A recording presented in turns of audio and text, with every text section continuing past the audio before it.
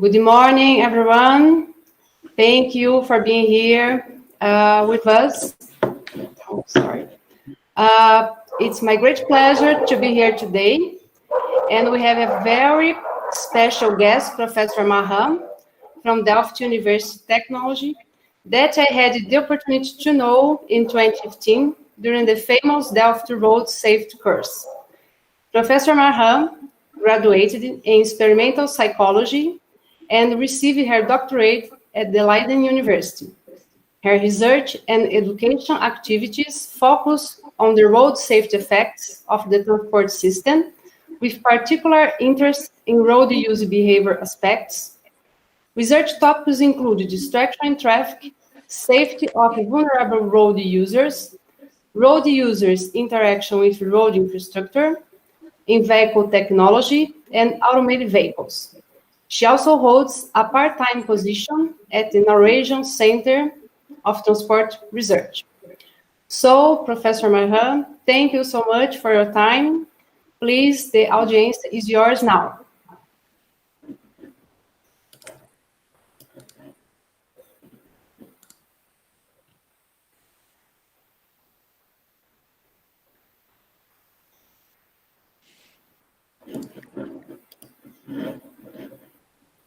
Okay, thank you very much, Anna.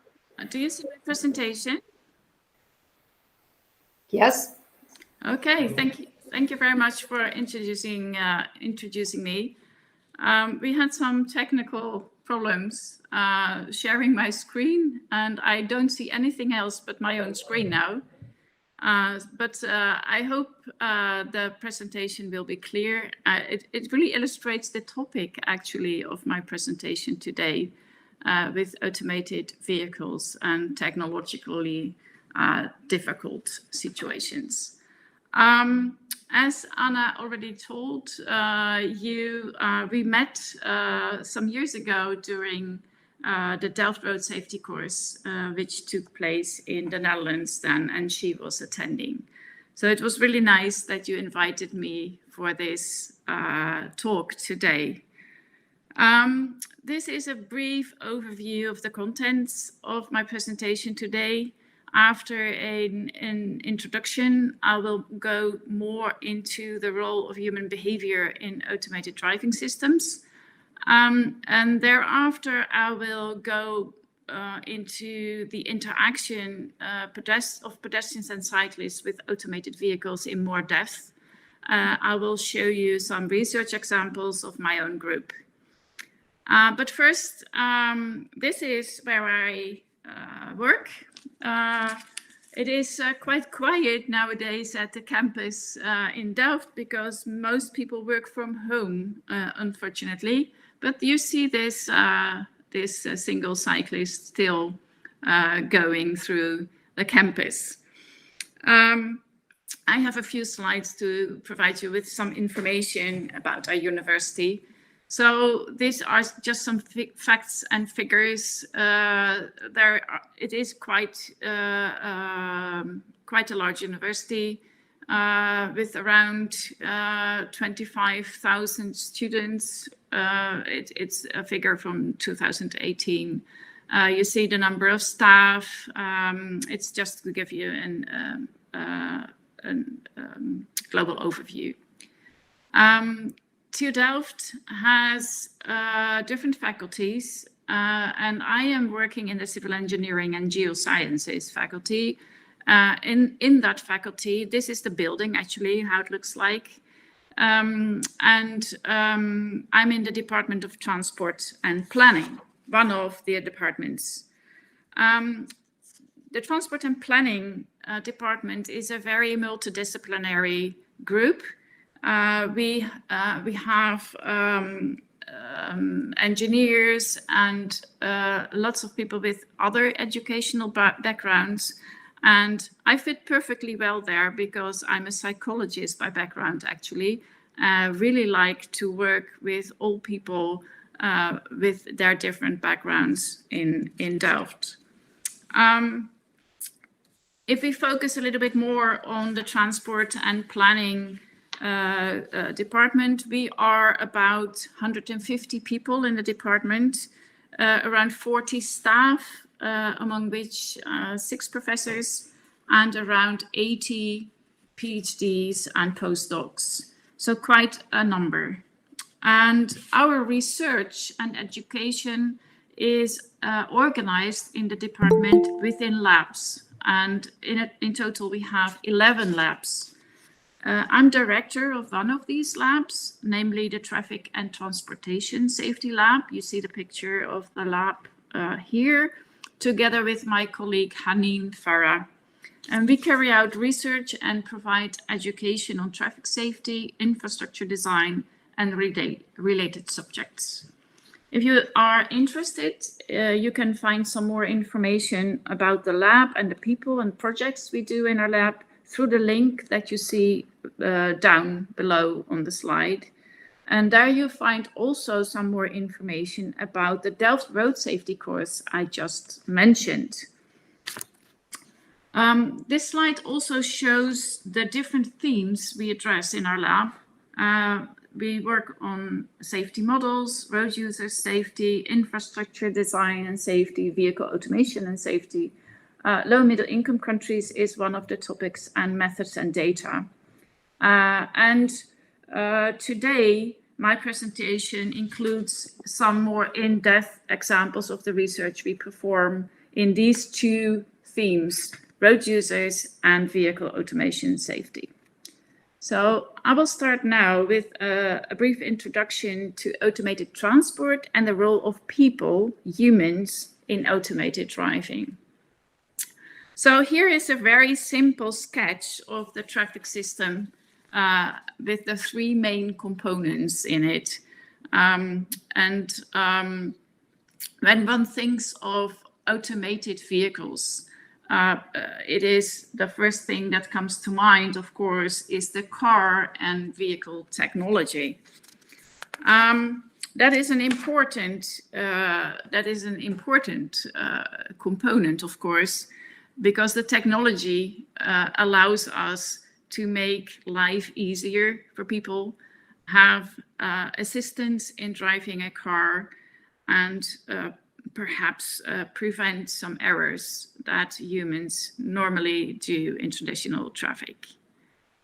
So technology is not an easy thing, and it comes in several forms and sizes and types. As yet, technology is developing and becoming better every day. But for a long time, there will be a mix of all kinds of road users, either are not automated or partially automated on the road. And here you see some examples on the left top side. You see the passenger car, the several brands have these partial automated systems. There's minibuses, AV shuttles, also called the famous Google car on the down left part of the picture, nowadays Waymo car.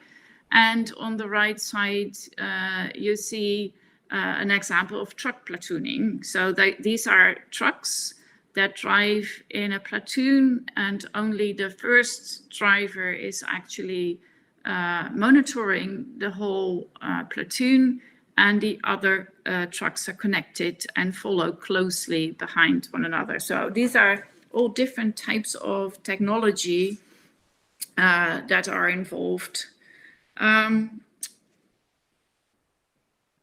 But there's also people that are really important when we talk about automation. And that is sometimes forgotten or not always in the main view. And then when it comes to people, it is often assumed that technology solves the problem of human error. There's many accidents on the road, and many times it happens that people are distracted or don't follow the rules, and sometimes accidents occur. And technology can really help to make the driving task easier, as I said. But the question is, will it actually solve the problem of human error in such a degree that we can really talk about a large increase in safety because of technology? That is actually what is promised, is sort of promised by those who promote automated cars. And I will just show you, but there happen accidents actually involving partially automated vehicles nowadays.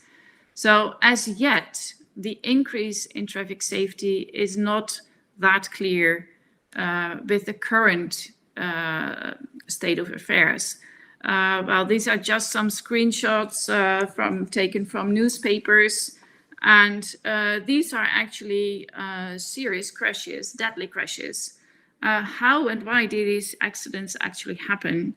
And what was the role of the human and the vehicle in those accidents?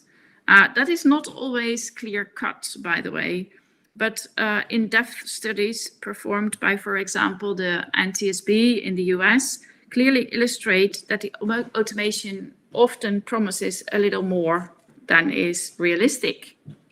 And that can confuse drivers who have been promised maybe more than as yet can be delivered. For example, the sensors of these cars that should sense the surroundings and other road users there do not always work perfectly or do not always work in all conditions. And when it's raining, for instance, or snowing, there's huge problems. And certain accidents happened because the sensors really didn't sense what it actually should sense. And when a driver is sitting behind the wheel, relying and trusting the technology, that can cause dangerous situations, just as an example. And this is a quote that comes from a report, a quite recent report from the International Transport Forum. And based on research findings so far, it seems that claims of a more than 90% reduction in road traffic deaths resulting from automation, eliminating crashes linked to human error are still untested. That is, of course, very difficult to do because there are not so many automated vehicles on the road yet. So it's very difficult to test whether or not there's really a large reduction. But the examples that I showed you just previously, it shows in any case that accidents are still possible, and it's a challenge to find out which part of technology should be improved before people are actually able to deal with these technology, and that is sometimes overlooked. This is a slide illustrating the role of humans in different levels of automation. As you might know, there are different organizations that have formulated levels of automation, and the most famous one is by the Society of Automotive Engineers. And they formulate different levels going from 0 to 5. And this is actually an illustration that I took from another publication. And you see from the left to the right, the degrees, the levels of automation, and then the human sort of slowly disappears from the picture. This is a similar picture. I'm not sure what you see, but my screen is doing not what I intend. Okay. This is a similar picture illustrating the levels of automation and the role of people. So the picture is based on a previous version of the SAE levels, but it's still very useful to illustrate the role of people.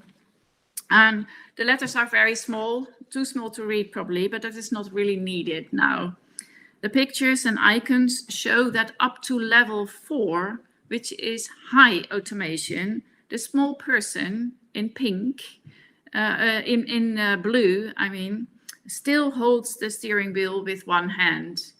And it means that even in high automation mode, there is still a role for humans to play. And one could say that is only a minor role, but it doesn't mean that it is an easier role.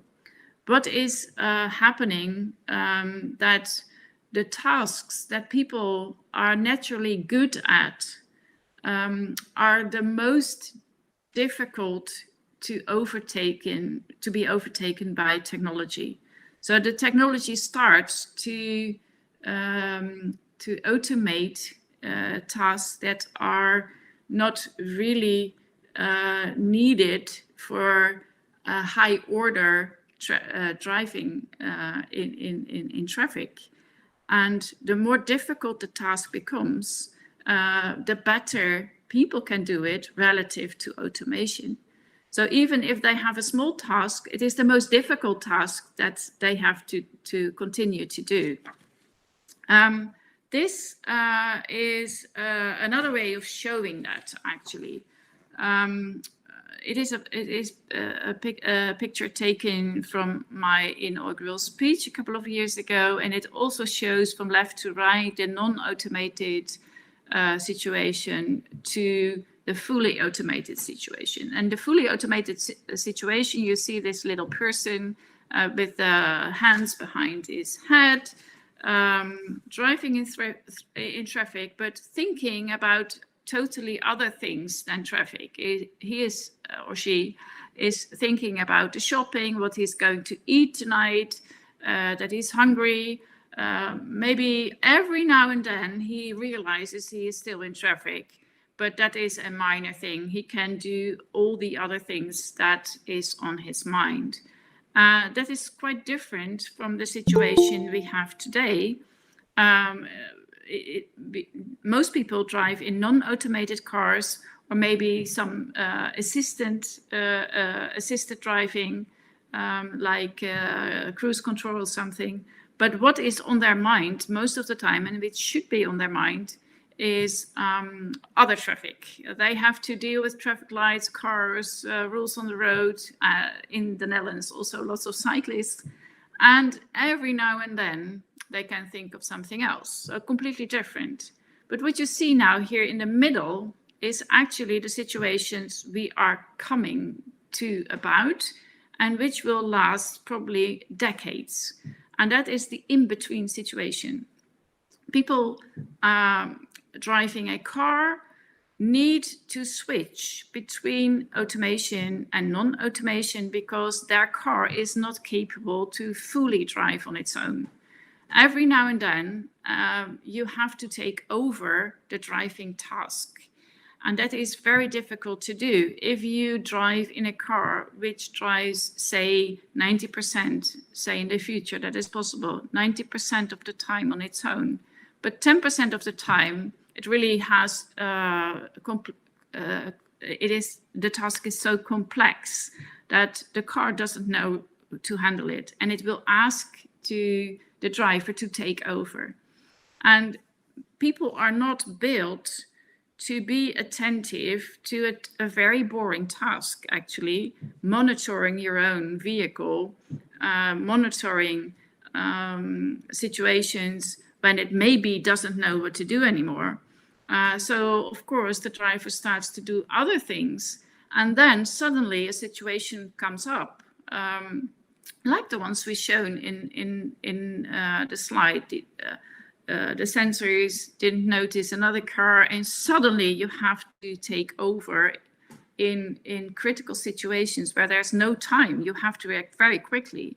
While the situation of monitoring a boring, good running system makes people sort of slow and lazy. It takes them more time than usual, actually, to take over. And that is a situation which will come up more and more the more automation we will have in traffic.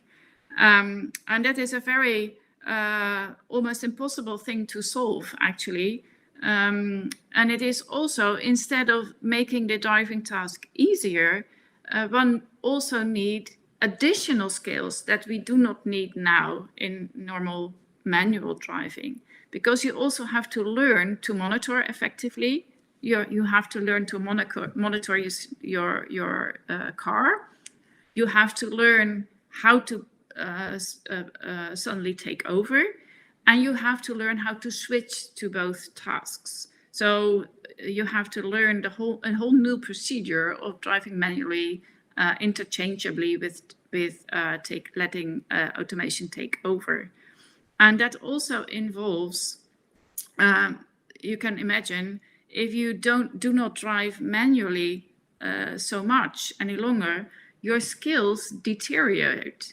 So if you don't practice, you will lose some skills to drive. So it's a very confusing and contradictory situation, which is often overlooked. Not only that it makes life easier as a car driver, it also makes life more difficult, because you have to keep on training your manual driving skills. You have to learn extra tasks that you don't have to perform now. So it also has consequences for driver education that will look completely different in the future. You have to know your car actually. What is the car actually taking over? You have to know when you can rely on the car, when you have to take over, actually practice taking over every now and then, because otherwise the moment you need it, you will not be able to perform it anymore. So this is about humans and automation. Here I just put some hypothetical effects these higher levels of automation actually will have on people. So on the axis below, there's from left to right, again, the level of automation. The more automation, the more to the right. And as I just said, people lose their driving skills. If you watch at the yellow line, sort of simulating the level of driving skills. If you have more automation and you don't practice enough, you will lose your driving skills. So that is not a good thing if you still have to take over. Your reaction time, the red line, will actually increase, because, as I said, if it is an easy task, you don't have to do a lot. The moment you have to be able to intervene, your reaction time is slower than it is when you have to be attentive all the time. Another concept which is relevant here is workload, and very closely related to the reaction time. Your workload will, your experience will decrease the higher the level of automation, and it is accompanied by an increase in reaction time. And there is this green line. I'm not sure if it will look like this at all, but it is just to illustrate that level of automation. You have to watch a lot of dashboards and a lot of information in your car when monitoring the situation, and if you have to take over or not. And that can be seen as a sort of distraction, actually, from the driving tasks. The idea is in this graph that will, of course, decrease with higher levels of automation, because then it becomes really irrelevant in the end if you are not distracted, because that doesn't play a role anymore. So these are just hypothetical lines and illustrate that it is very difficult to predict what the sum of all these effects will be. Will it a positive result for people and safety, or will it be a zero result, or maybe even a negative result? We don't hope that, of course, but we need to keep this into the picture, and that is actually what my area of research entails, to look at the people. How can we educate, train people to deal with automation, and at the same time I talk to my colleagues who know a lot about technology, and inform them how they can tune their technology so that people are actually able to work with it in the best manner. And what I'm going to show you here is taken from a recent paper from Beaver et al. And I have talked so far about the role of the human driver within the automated driving system, ADS here. And so some of the questions will actually be a result of system errors, technology, or some such things. Some will have to do with operator errors. That can be the case. As I told you, people can be too slow when they have to overtake in difficult situations, or they have not been told how their task looks like with this particular type of vehicle. But what is hardly looked at so far is the interactions with other vehicles and the environment. So how will the vehicle deal with other vehicles, manual driven vehicles, other drivers, other types of road users that are not automated at all, such as pedestrians and cyclists? And that is where the rest of my presentation will focus on. This is just illustration, sorry. You can always also look at these different types of worlds, basically, that we talk about. So on the left, you see here what I would call the first world, maybe. The most attention and most research is going into the self-driving technology of the cars. Advanced sensors, a focus of we must prevent human failures. That is the majority of research and development as of now. And then you could see, well, the second world, where there is already lots of research going on into the driver part. What I just show you. Studies into workload, reaction times, learning new skills, HMIs, human-machine interfaces that can be tuned so that people can actually use it in the best way. Issues having to do with trust and acceptance of technology, and even motion sickness as a result of driving in a car. You can imagine if people start reading books or do lots of other things while driving in an automated vehicle, they can suffer from motion sickness, like is the case nowadays with, for instance, children sitting on the back seat of cars, looking into their smartphone or whatever, and start to feel sick.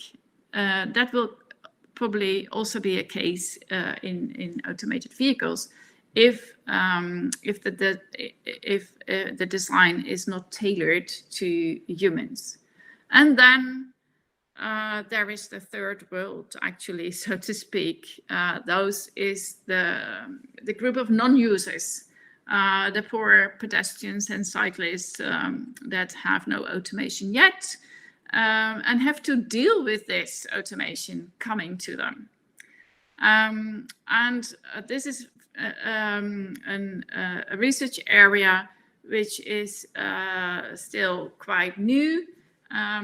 There is research going on in Delft and other places in which, from one side, there is more and more focus on the technology. How can the technology sense pedestrians and cyclists? How can they notice them? And can they perhaps predict their intentions? That would be great if the car knows that this pedestrian is not just walking along the street, but is about to cross. Can our sensors and algorithms interpret their behavior so that the car can stop for them in time? But it appears to be very, very difficult. I have colleagues from another department in Delft who is actually working on it. Very exciting, but a very challenging job. And the other way around, there is even less research. How do the pedestrians and cyclists themselves see and act when they come across an automated vehicle? And that is, of course, not easy to investigate because there are not so many of those vehicles on the road yet. So we have to find methodologies and paradigms to have some clue how these other road users will deal with automation in the future. And in the remaining part of my presentation, I will show you some examples of the type of studies we do to find out a little bit more about what pedestrians and cyclists actually will encounter in the future. So this is an example in which we investigated how the physical appearance of the automation and a mounted external human-machine interface, a so-called EHMI, affects pedestrians crossing the intention. So what we varied was the speed, the time gap, and the different types of each EHMIs would have. We varied them, and we wanted to know what the effect was on the pedestrians. And we used a type of virtual reality in which we blended real videos of cars and an AV shuttle in a real environment, and have a participant in our study, watch these videos, and then it would stop at a certain moment. The question would appear, would you cross, yes or no? And the pedestrian had to push a button. And we found this is a very safe way to investigate how pedestrians will actually interact with these vehicles. And it also allows control over the different variables that we were interested in. And I will show you, it looks a bit like this. The different, you see, for different conditions and scenarios actually. So on the top left, you see this automated shuttle. On the right, there's a normal passenger car. And we also had either or not a zebra crossing that we manipulated into the video. And at a certain moment, the vehicle stops, the pedestrian can look around, and the question then arises, would you cross now? That was interesting. I just show you the results. What we noticed in our results is that the speed of the vehicle, the gap size between the pedestrian and the vehicle, and the presence of a zebra crossing were the most significant predictors to cross the road, as it would do in nowadays life, actually. And we found no difference in the crossing intentions between the different vehicle types. Was it this automated shuttle or the conventional vehicle? It didn't really matter. And that is interesting because that gives you an idea of will pedestrians actually notice that there's a difference, or there's a difference? Will they modify their behavior? This study looks like they don't. However, the participants who recognized the vehicle as an automated vehicle, we had some questionnaires there afterwards as well, they reported fewer intentions to cross. And that is interesting. You couldn't see that from their actual behavior, but if you ask them, they they show hesitations, and that is an indication of the trust they actually have in automation nowadays. And the different types of symbols we use, the HMIs, that indeed affect the road user's intention. So if you see, if you show the red sign, people actually cross less often, and if you show the green light, people actually cross more often. So they have an effect. So this is just a few details about the study that I want to show you. There's lots more into it, but that you have an idea. So there's all sorts of other methodologies we use to try to find out a little bit more about interactions between vulnerable road users and automated vehicles. And this is an example from a recent study where we used animated clips, actually. So this is animated stuff. And we recorded videos or made videos, animated videos, and those were shot from the perspective of a cyclist. You see the cyclist steering handles and the hands on the wheel. That is the perspective of the cyclist that was taken in this study. And we show an interaction with a vehicle, different types of vehicles, automated vehicles who look differently. One of the vehicles looked a little bit more like a Google car, and other vehicles had these signs on top. You see it on the top left. If you look very carefully, you see the go message from the vehicle. And we wanted to know how cyclists deal with those types of situation. And after each video, when it stopped at a more or less critical situation, the cyclists, the test persons, were asked to indicate whether they would slow down or continue cycling in this situation, and how confident they were about this decision, what they thought the car would do, and how confident they were about what the car would do. And as I said, the appearance of the cars varied. And also what we did before the experiment started, all the participants saw a sort of information film about automation and automated cars in the future. And we had 3 versions of that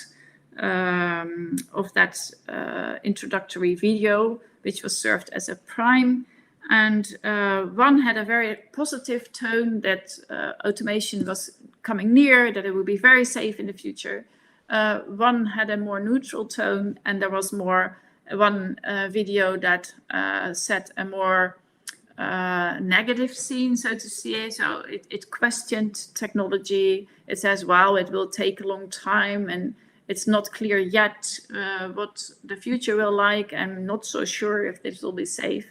And we were also interested, if you present the test persons with either the positive, the neutral, or the negative video, would that have an effect on their behavior?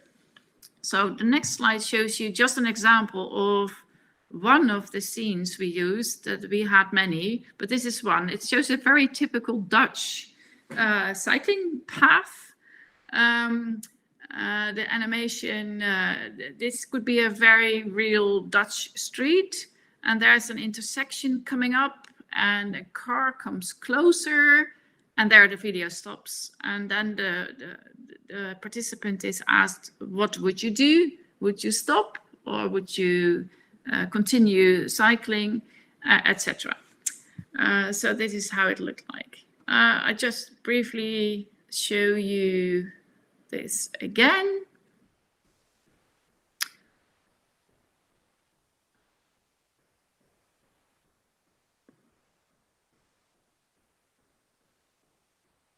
Yes. So after having run this experiment, these are some of the main results. Well, participants gave priority more often to an automated vehicle than a conventional vehicle, and that is interesting. So that shows that they have a little hesitant trust, so to speak, in technology. They've maybe for security reasons or because they were not really sure, they, for security's sake, stopped more often in case of an AV. And when the AV, however, communicated their intentions, with that go sign, they saw that and they listened to it, and they then yielded less often to it than the case was for the conventional vehicles. Participants also yielded more often for automated vehicles after the negative prime, and that is interesting. So if you tell people right before such a task a little pessimistic information about technology and automated vehicles, they take that into account. So it implies that it is really important that what we convey in the news and that what the message that is conveyed by actually car manufacturers is resembling a realistic situation. If it is too positive, they listen to it. If it's too negative, they'll also listen to it. The less participants trusted the technologies and the capabilities of the automated vehicles, the more they tended to slow down in the complex situations. So this is one of the very first studies actually looking into cyclists' behavior towards automated vehicles. And of course, it's not a real life study. It is using video clips, and cyclists have perhaps never met such a vehicle in their whole life.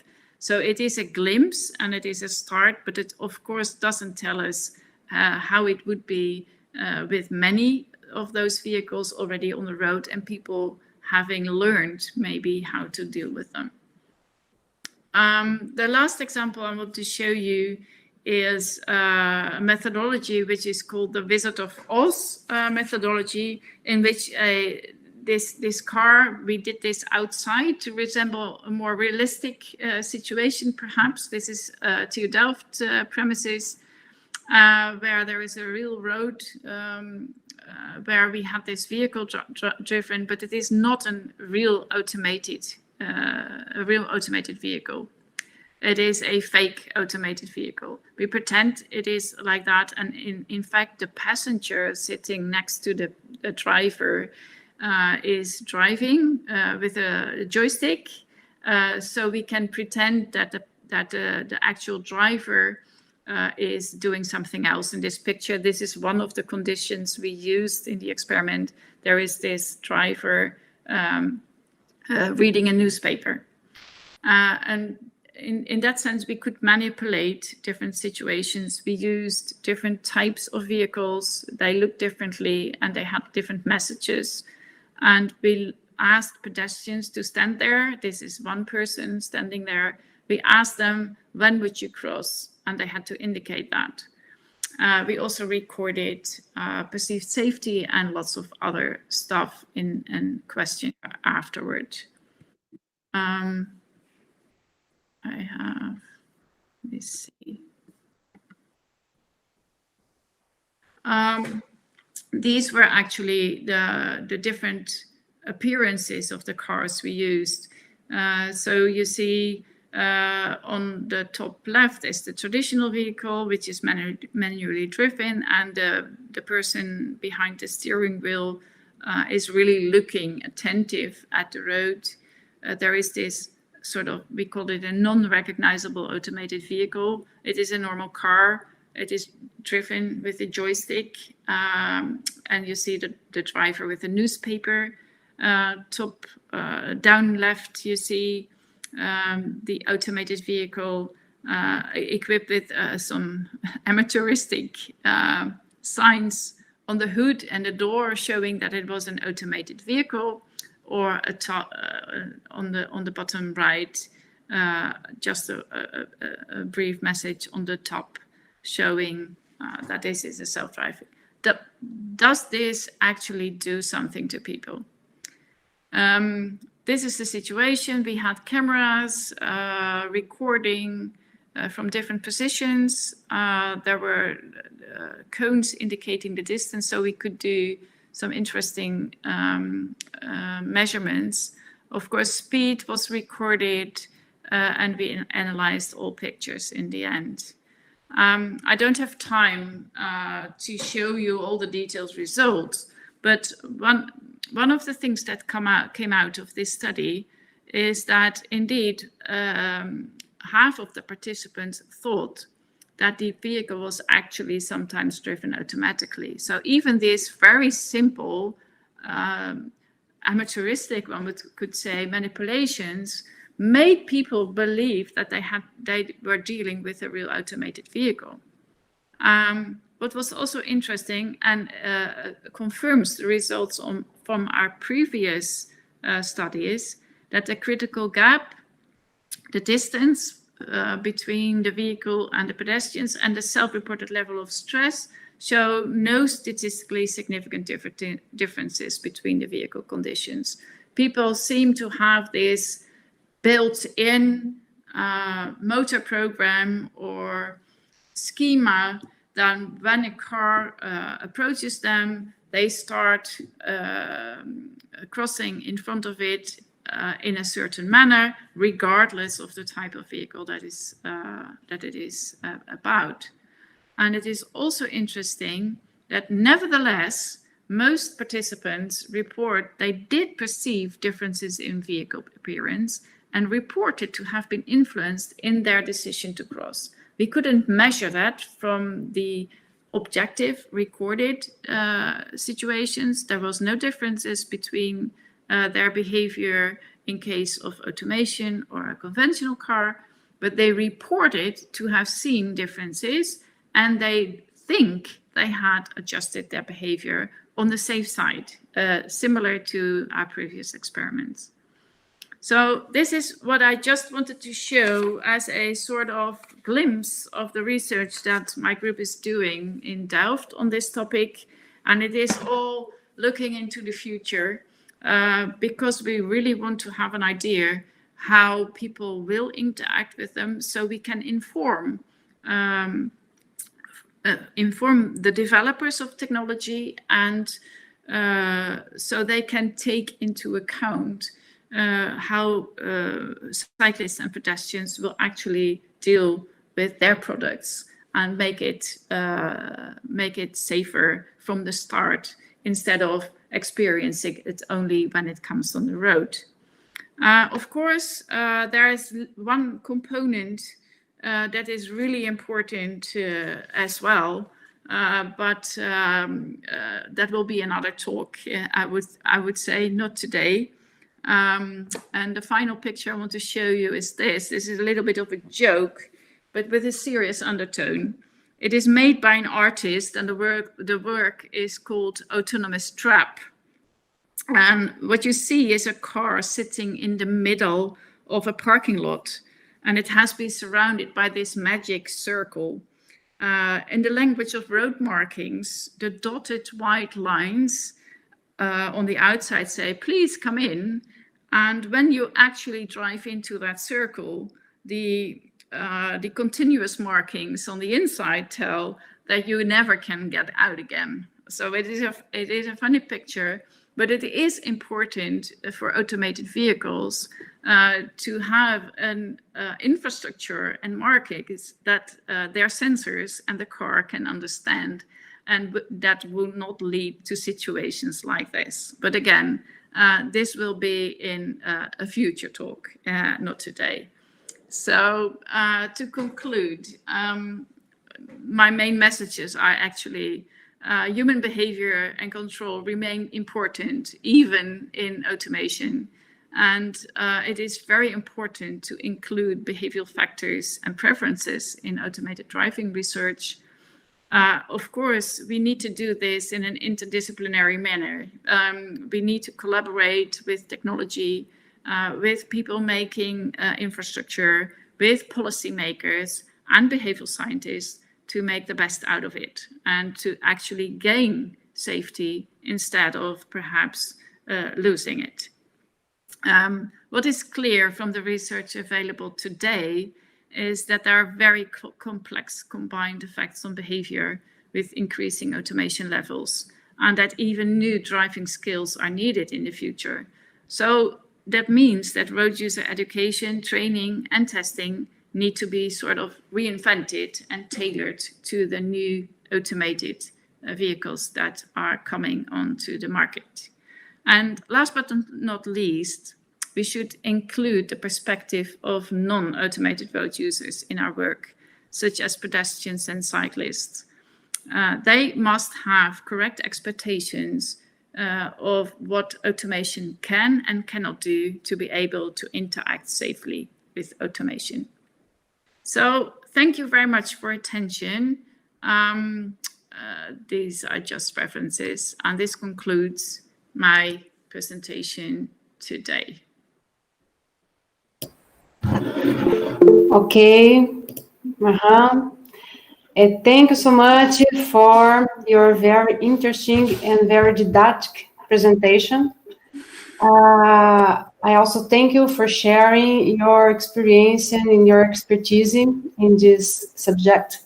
I'm really impressed with the infrastructure that you have and the infrastructure in our experiments. Yeah, it's a different world, isn't it? So I was talking about automation and in these very Dutch surroundings, and we see the research between about the interaction between cyclists and automation as the third world. But this is, of course, a really weird idea to talk about the third world in this context. And but I hope you would find it interesting to have this perspective. Yes. We have questions here, but I would like to do the first one. How is the stage of the creation or formal rules and regulations for automated vehicles in Holland or Norwegian? Could you please talk a little about it? Mm-hmm. Well, at the moment, there is some experimentation allowed on Dutch roads with automated vehicles. Those who want to test their vehicles or experiment, they have to ask for permission.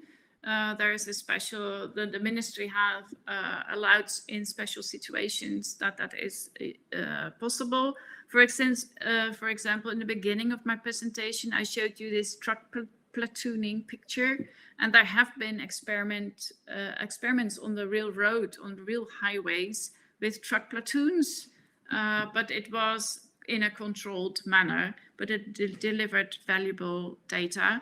But apart from the cars that are actually allowed on the road, they have to be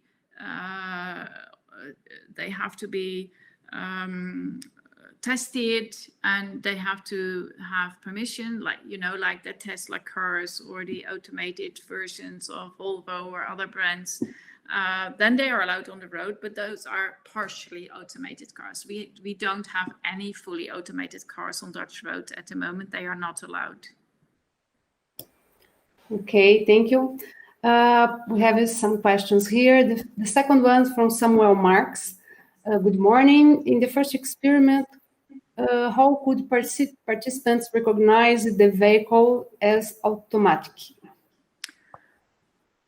The shuttle that they could recognize it because of the looks of the shuttle. It was a short, a very small bus, a minibus, and that actually was a vehicle that has been driving around on the Delft campus in real life for a time. So the test persons actually knew this vehicle. So apart from their features, they know how to look. Most of the participants have actually seen it in real life as well. Good question. I should have told you that. Okay.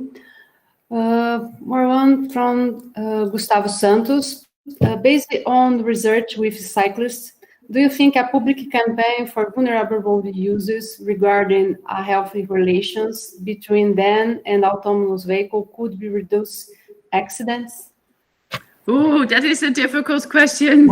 I don't know. We know from public campaigns in general that it is really difficult to prove any effects on safety. So that is difficult. But information is always good. There is a discussion going on in this regard.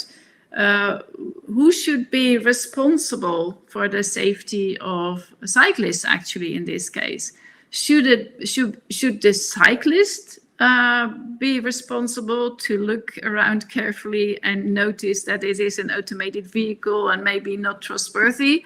Or should it be the responsibility of the car and the car manufacturer to be able to deal with cyclists in a safe manner before it is allowed on the road? So there's a debate going on about that. Whose responsibility is this?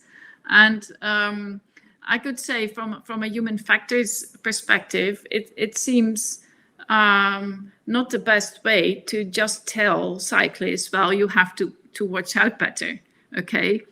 Putting the responsibility on their heads. But interesting question, and of course providing good information to cyclists and pedestrians is always good, but at the same time you need to provide the information to the car drivers of these automated vehicles.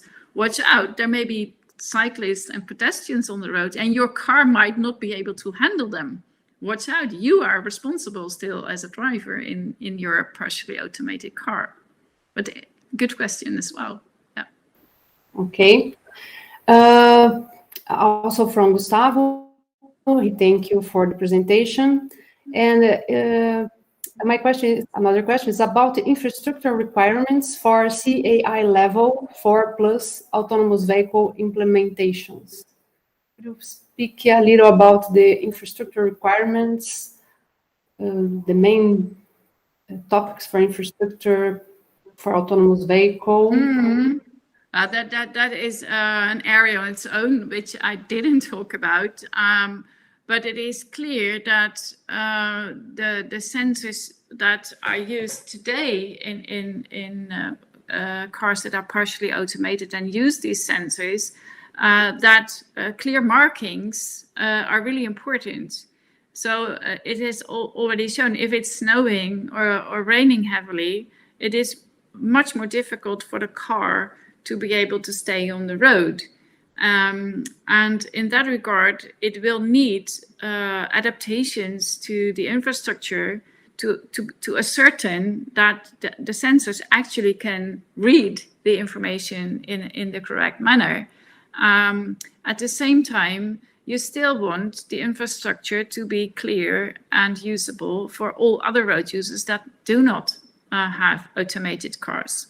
And there, in the Netherlands, at least, there is no regulations about this as yet, because such cars are not allowed on the road. If level 4 or 5, they are not there. They are not on the road in the Netherlands. But there's lots of study going on into this topic, actually. How does the road have to look like? Can we set requirements for automated vehicles that they have to be able to use our current infrastructure maybe as a requirement before they are allowed on the road? Or is it the other way around, that the cars will require a particular environment? Not solved yet at all, this issue. But there's a lot of things going on in that area. Yeah. Thank you. More two questions, interesting questions. One for Ellen Miranda.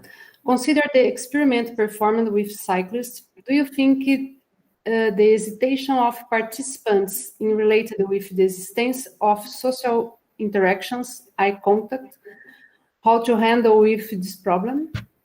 Yeah, that is an interesting question as well. In current traffic, it is often said that eye contact between the cyclist or the pedestrians and the car driver, and they sort of negotiate and check if they have seen each other, is really important. However, the research on this topic that has performed to date has mixed outcomes. Some studies actually show that the eye contact is not important at all, and that it plays a role in very specific situations where there is a really short distance between the cyclist and the car driver. Because in other situations, it's really not visible, the driver. You cannot see its eyes. You assume you have eye contact, but you don't see it. And nowadays, cars often have tinted shields, and you don't see any driver whatsoever. So there is a lot of assumptions that is important, but the actual studies that I've seen are non-conclusive. Some say there is some meaning, but only in a limited amount of situations, and some say it doesn't really matter. Okay, thank you. And the question from Eric. In many countries, traffic rules are not strictly followed, including by pedestrians. Have you done any study on what would be the impact of following the rules? No, we have not, but just some anecdotal, some sort of anecdotal findings. I told you just now that we had this AV shuttle, this small bus driving around on the campus, and also on the campus of another university in the Netherlands. And there were in the first weeks, we were curious whether pedestrians would test the vehicle, jumping in front of it, just testing if it would stop for them, and actually interrupting its route. I'm not sure if you hint to that type of situations with your question, but we noticed that this happened a few times. But pedestrians really get bored quite easily about this. Well, indeed, when they jumped in front of the vehicle, it stopped, and then it was not really fun anymore to do that any longer. So that actually happened only a few times and died out really soon. Yeah, but I didn't do actual a more scientific study about it. No, not yet. Okay, I'll do the last question. Could you please speak a little more about the motion sickness from people inside the autonomous vehicle? Yeah, did you got to measure or do the experiment like this? Yeah, I haven't done research on that topic myself, but a colleague of mine have done it, and it actually happens that people get sick. And you can imagine that clearly you need some visual cues if you sit in a car to feel the motion that should be in accordance with what you see. And some people are much more sensitive to that than others, but some people also become sick in a normal car. And that particular group of people is also sensitive to the same phenomenon in an automated car. And what the research is now concentrating on, can you sort of adapt the kinematic features of your car in such a way that it is good for people sensitive to motion sickness? And that would help not only automated cars, actually, that knowledge would also benefit the traditional cars. So there is research going on. But I'm not doing that myself. Okay. So Marian, I would like to thank you again for your time with us. I really appreciate be here with us. So our audience is very good. We got 80 people watching. A lot of people That's also. a lot. Yeah. Yes, I'm sorry, I have no idea. It is so weird to present in front of a screen, and I cannot get used to it. But thank you for inviting me. I really hope it was interesting for the audience. And thank you very much that 80 people have joined. That's great, actually. I was happy to do this. And but I want to ask, will this video be online then? Afterwards?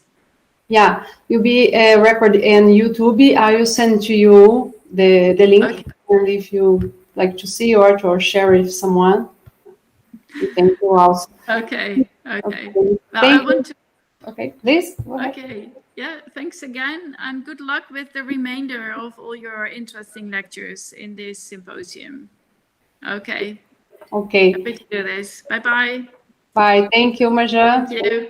And thank you. Thank you. Adalberto, Matheus, Olga e Vitor. Bye-bye.